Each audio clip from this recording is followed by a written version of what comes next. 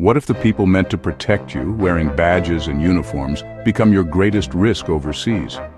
Police brutality is not just a local issue, it's a global reality, and some countries are seeing it at alarming levels.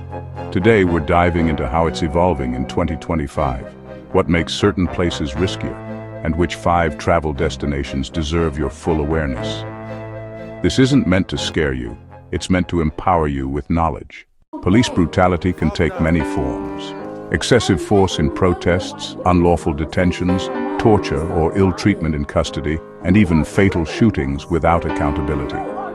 In 2025, new reports show some troubling trends. In Brazil, over 6,000 people are killed yearly by police, and victims of African descent are 3 times more likely to be targeted. Human Rights Watch. São Paulo alone saw a 46% increase in police killings in 2024, about 2 per day in some estimates. In Kenya, multiple protests over police brutality have turned deadly, with protesters reporting violence by security forces. NGOs note that in informal settlements, police in Nairobi use excessive force when making arrests. State Department. These aren't isolated episodes. They point to structural problems: weak oversight, impunity, politicized policing, and lack of transparent investigations. So why are some countries more dangerous in this regard? Key factors include lack of accountability or independent oversight. Police investigating themselves is a huge red flag.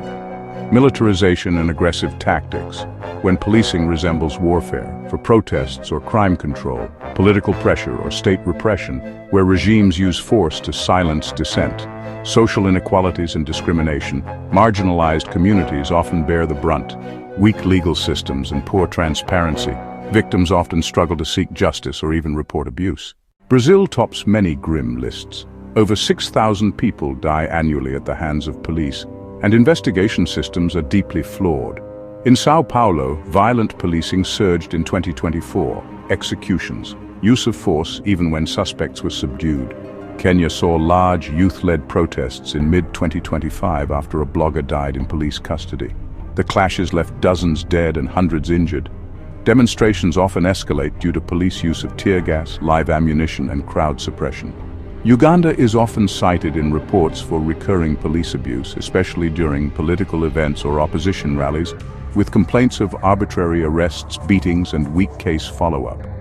In Colombia, militarized policing in rural conflict zones and urban protests has drawn international criticism. Reports show excessive force used in protests, vulnerable populations often targeted. In Congo-Brazzaville, reports point to frequent abuses by police, unlawful detention, beatings, and low accountability. The system's opacity makes redress very difficult for victims, including foreigners. So how do you travel safely even in places with these risks? Here are practical steps. Research ahead. Check travel advisories, human rights reports, recent news in the specific region or city. Avoid protest zones. Streets with political tension or demonstrations are high risk. Remain low profile.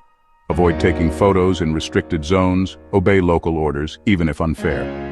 Document encounters. If safe, record interactions from a distance. Note badge numbers, time, location. Know your contacts, embassy, local NGOs, lawyers. Store their info offline. Stay connected. Share your itinerary. Check in with someone back home. Respect local laws, curfews, restricted zones. Small infractions can escalate. Police brutality is a sobering reality. But it doesn't mean travel has to stop. It means travel smarter. These 5 countries are not bans, they're warnings. Sufficient awareness can help you stay safer. If you want country-specific risk breakdowns, maps, or visual guides, drop a comment and I'll build them. Don't just travel. Travel informed. Travel responsibly. And if you're hungry for deeper stories of local voices and real situations, check out local travel guides where locals tell the real story behind the headlines.